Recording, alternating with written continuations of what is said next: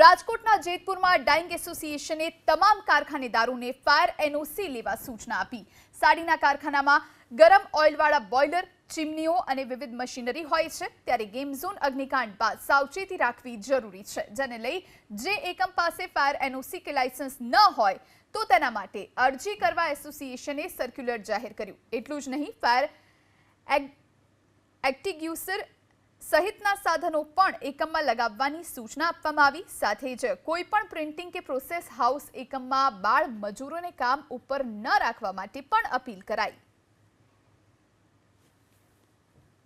Fire માટેના જે કંઈ યુનિટની અંદર બોઇલર હોય કે મશીનો હોય, એની અંદર ક્યાંય પણ આગ લાગવાના સંજોગો હોય, વાયરિંગમાં હોય, વાયરિંગ ચેક કરાવી લેવું।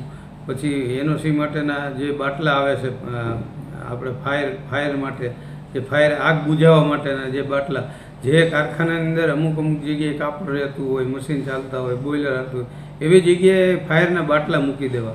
આ બધી અમે સૂચના સર્ક્યુલરમાં આપી છે, જેથી કરીને આવા કોઈ બનાવો ન બને, એના માટે અમે સર્ક્યુલર બહાર પાડ્યો છે।